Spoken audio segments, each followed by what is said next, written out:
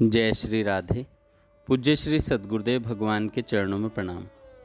पूज्य श्री भाई जी कहते हैं, विश्वास करो तुम प्रभु के परम प्रिय हो। प्रभु सदा तुम्हारे साथ हैं, तुम सदा उनकी गोद में हो। तुम पर उनकी इतनी अपार कृपा है कि जितनी तुम कल्पना भी नहीं कर सकते।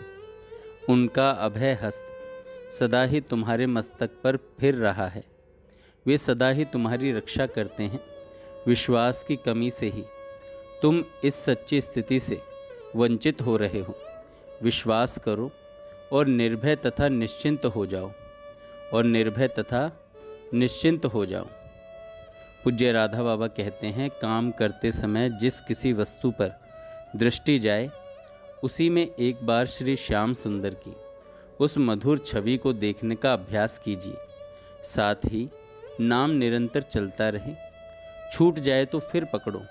इस प्रकार अपनी जान में ईमानदारी के साथ जीभ से नाम एवं मन के द्वारा लीला का या रूप का चिंतन करने की पूरी चेष्टा करें। फिर यदि एक पाई भी सफलता न हो तो कोई आपत्ति नहीं, बिल्कुल आपत्ति नहीं। साधना न हो तो दोष की बात बिल्कुल नहीं है, पर उसके लिए मन में महत्व न होकर उसे छोड़ देना दोष है। मान ले समस्त जीवन चेष्टा करते रह गए, न वृत्ति सुधरी, न भाव हुआ, न विश्वास, यहाँ तक कि रूप की मामूली धारणा कर मन एक सेकंड के लिए भी स्थिर नहीं हुआ, पर यह लालसा लगी रही और बार बार करते ही गए। तो फिर मैं तो संशयहीन होकर ही यह कहता हूँ कि आपको ठीक वही चीज़ भगवान देंगे जो सर्वथा साधन की परिपक्व अवस्था में ऊंचे साधकों को मिलती हैं, ऊंचे साधकों को मिलती हैं।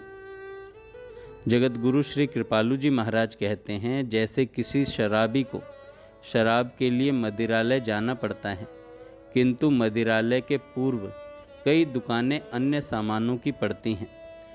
वह उन दुकानों के सामने से तो जाता है, देखता भी जाता है, किंतु विरक्त है।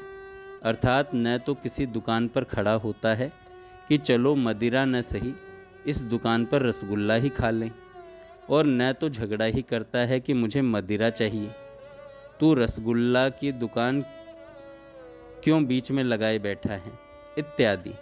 वह सबसे विरक्त होकर अपने मदिरालय के लक्ष्य पर जा रहा है।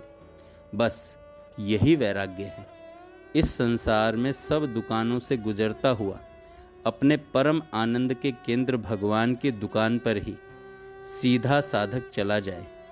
अन्यत्र कभी भी कहीं भी राग न हो, द्वेष न हो। जय श्री राधे।